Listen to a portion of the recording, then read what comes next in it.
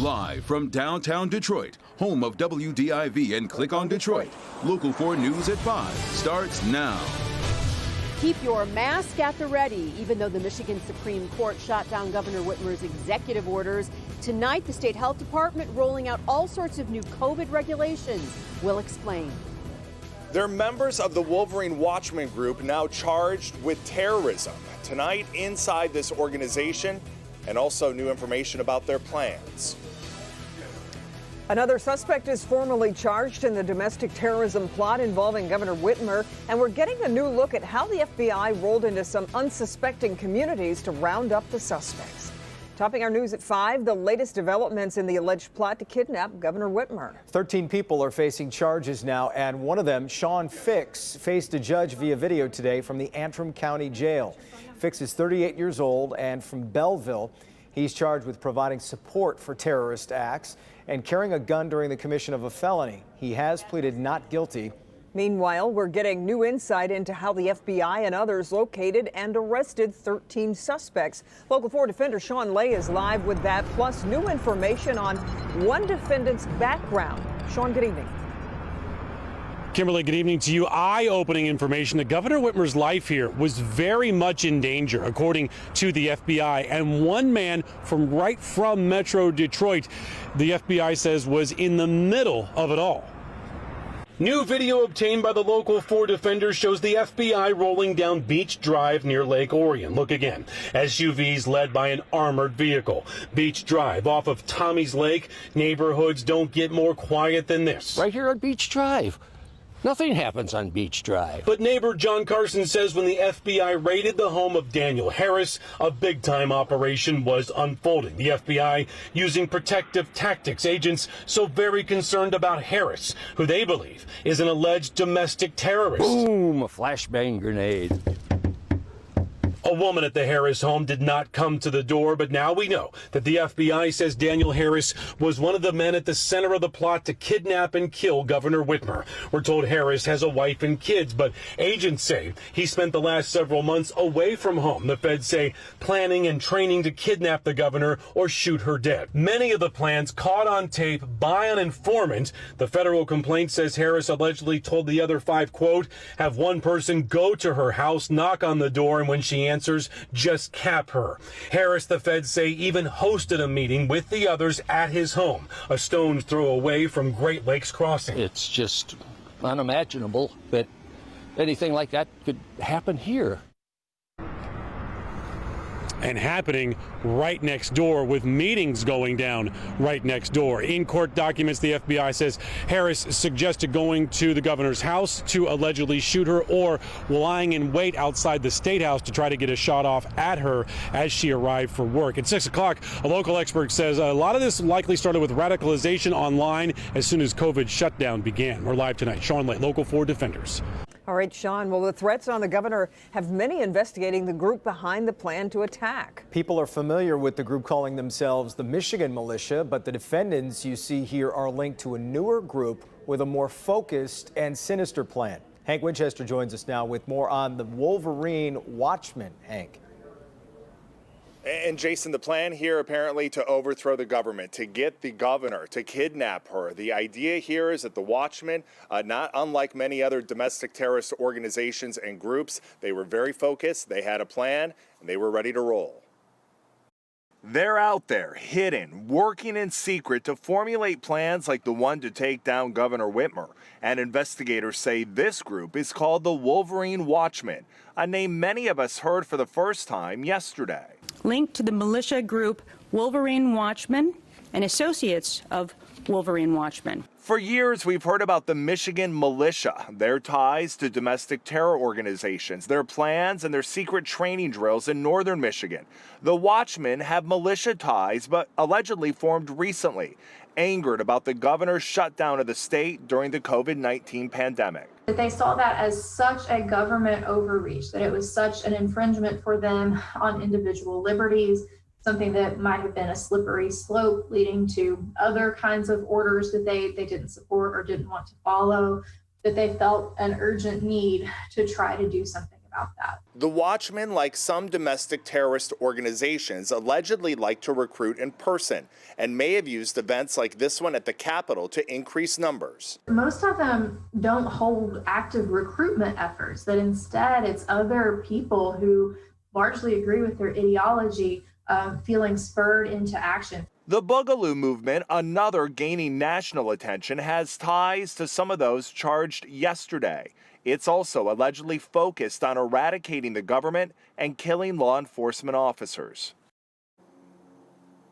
And here's the problem for investigators is that many of these groups have been formed within the last several months. Many, once the pandemic began, it has made getting into these groups, learning about them, and also shutting them down a big challenge for investigators. We're live here tonight. Hank Winchester, back to you. Yeah, still chilling to hear it all. All right, Hank, thanks. And we know groups like the Wolverine Watchmen are not a new concern here. Ahead at 5:30, we're taking a look at the decades-long history of extremist groups like the Michigan Militia operating right here in our state. For the third straight day, the state of Michigan is confirming more than 1,000 new cases of COVID-19. Today's number, 1,095. The state also confirming 7 more people have died from the virus. The Michigan Health Department today issued new COVID safety regulations that mirror the executive orders Governor Whitmer had previously issued. But are these new orders really the law of the land, considering what the state Supreme Court said just 1 week ago? Mara McDonald live downtown tonight to try to clear up some of the confusion. Mara.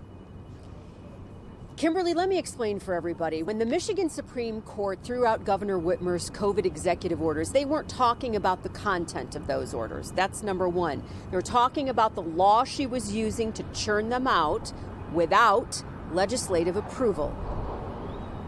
All of which means the governor's days of issuing those executive orders are over unless the legislature signs off on them.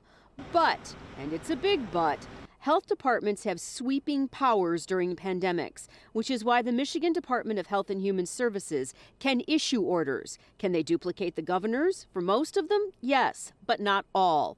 And this afternoon, that's exactly what MDHHS did, which means there is still a mask order in effect statewide, but there are some tweaks. For example, bars can reopen, but can only serve people sitting down and 6 feet apart. And contact tracing is in effect at places like barbershops and movie theaters. The orders issued from the health department today go through the 30th of October. Expect them to be reissued every 30 days. Back here live, bottom line, expect the COVID status quo to continue and keep your mask with you. We're live downtown tonight. I'm Mara McDonald. Back to you. Okay, Mara, we appreciate it. Meanwhile, the city of Detroit has issued its own coronavirus health order. Under the order, masks must be worn at indoor and outdoor gatherings. Masks also have to be worn on DDOT buses. There are capacity limits at gatherings, including at bars, restaurants, and casinos. And schools must tell the public about positive COVID cases within 24 hours of learning about them. The order goes into effect immediately. New developments tonight in that triple murder case that happened in Warren and Detroit last week, in which one of the victims was a 6-year-old who was shot execution style. This morning, police raided a West Bloomfield home. Local 4's Rod Maloney is live tonight there with the latest. Rod? Good evening, Jason. The driveway behind me here is empty right now, but as of about 40 minutes ago, Warren police were still here, having spent the entire day going over this house as part of serving a search warrant. This murder investigation has the attention of many metro area police departments, Detroit Police, the FBI, Warren Police, accompanied by a West Bloomfield Police canine unit, loudly descended on this home on Margate in West Bloomfield's Wabi subdivision. Neighbors telling Local 4 they served a search warrant, banging on the door and announcing their presence just after 7 a.m. Detectives spent much of the day combing through the home, and periodically detectives would emerge with filled evidence bags. Just before noontime, a couple of flatbed trucks pulled up into the driveway. Police had 2 separate vehicles, a blue Subaru Impreza and a white Ford Fusion, towed from the driveway in the garage, and a further search for evidence. As it stands right now, a person of interest is being questioned for possible involvement in this highly publicized and brutal drug-related triple murder.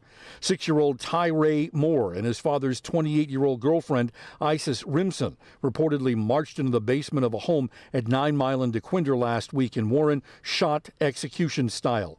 Shortly before police discovered that murder scene, they found Tyre's 32-year-old father, Tukoyo Moore, dead in a burning car in Detroit's east side, some 11 miles from the other scene.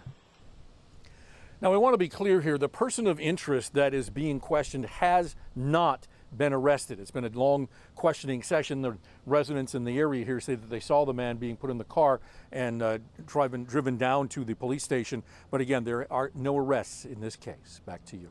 And Rod, we saw a couple of cars taken away from that house. Are police saying anything about the raid itself? No, they're being very tight-lipped about this, and you can well imagine why they would be, Jason, because they have said all along that they think that this should be a capital felony case, and so they don't want to let anything slip or say anything that's going to cause trouble with making their case down the road. And again, there is no arrest yet, and so there is still much work to do. Yeah. All right, Rod, thanks. Ahead for us here at 5, there was outrage when this video surfaced of a puppy in East Point being badly mistreated.